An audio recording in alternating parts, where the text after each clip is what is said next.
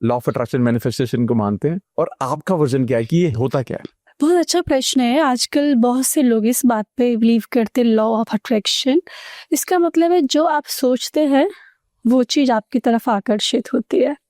लेकिन मेरा पहला प्रश्न ये है कि आप सोचते क्या हैं, आपकी सोच कैसी है?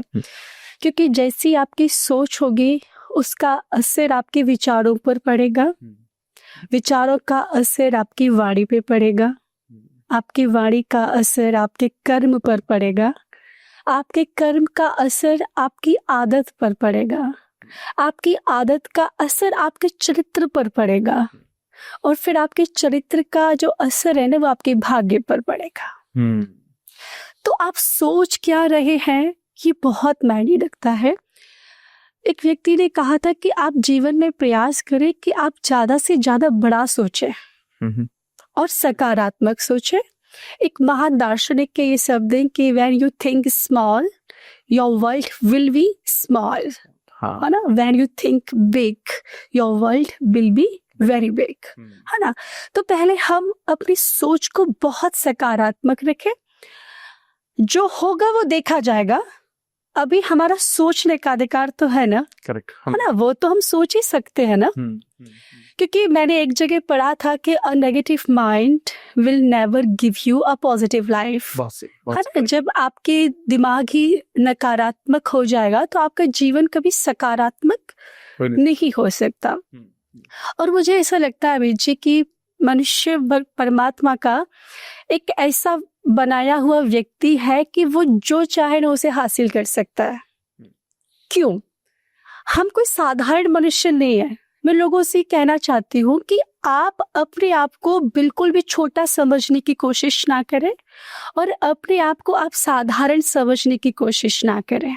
आप पहचाने कि आप है कौन। भगवत गीता में भगवान श्री कृष्ण ने खुद अपने मुख से कहा कि तुम कौन हो। भगवान कह रहे ममे वांशो जीवलोके जीव भूतः सनातनः मनः षष्ठानि इंद्रियाणि प्रकृति स्थान कर सती। भगवान कह रहे कि तू मेरा सनातन अंश है। अब आप सोचो किसका सनातन अंश हमारे अंदर है? भगवान का सनातन अंश है। तो जिसके अंदर श्री बांके बिहारी का सनातन अंश मौजूद है वो संसार में कुछ भी उखाड़ सकता है, वो संसार में कुछ भी कर सकता है। तो जो हमारा जो माइंड है ना, your mind is a magnet. If you always think of problems you attract more problems. If you always think of blessings you attract more blessings. तो जीवन में बहुत बड़ा सोचिए। लेकिन मैं एक बात हमेशा कहना चाहती हूँ, जीवन में जो करना है करो लेकिन भगवान को साथ लेकर करो। कई बार लोग मुझसे पूछते हैं कि इस संसार में हमें भगवान की आवश्यकता क्यों पड़ी? बहुत सही बात है। बिना भगवान के भी हम सरवाइव कर सकते हैं। और बहुत लोग हैं ना जो भगवान मानते भी नहीं है। नहीं मानते, मत मानिए। तो नहीं मानना मत मानिए, लेकिन एक क्षण भी आप उसके बिना अपना लाइफ इमेजिन नहीं कर सकते। स्वामी राम सुखदास जी महाराज एक बड़ी अच्छी बात कहते थे कि संसार में परमात्मा की आवश्यकता क्यों पड़ी। वो कहते इसलिए पड़ी कि जब कोई साथ नहीं होता वो साथ होता है। आप रात में सो जाते हैं, नींद में सोते हैं, कौन साथ होता है नींद में आपके साथ? भगवान साथ होता है। ओके। तो एक सेकंड भी जिसके बिना हम किसी भी चीज को करने के बारे में सोच ही नहीं सकते। तो मैं हमेशा लोगों से कहती जीवन में बड़ा बनो, बड़ी सोच रखो, लेकिन भगवान को साथ लेकर करो। भगवान ने अर्जुन से एक बात कही, तस्मात् सर्वेषु कालेषु माम् अनुस्मर युध्य च। अर्जुन तुम्हें महाभारत के युद्ध में 2 काम करने हैं, युद्ध भी करना है और श्री कृष्ण को भी याद करना है। केवल युद्ध करोगे और श्री कृष्ण को भूल जाओगे तो नहीं चलेगा, संभव नहीं है। वाह वाह वाह। जीत नहीं पाओगे।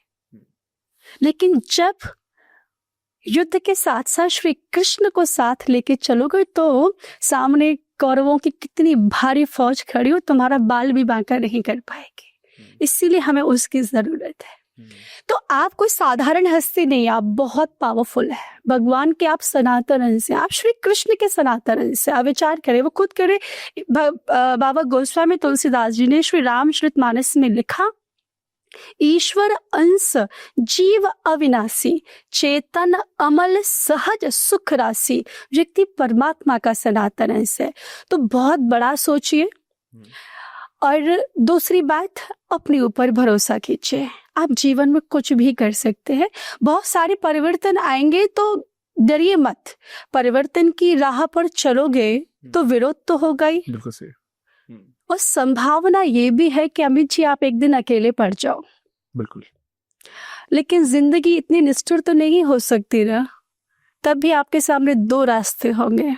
एक तो अपना आत्मसमर्पण करके खुद भीड़ का एक हिस्सा बन जाने का, और दूसरा अपने अंतर मन में गोते लगाकर अपने अस्तित्व को कायम रखने का।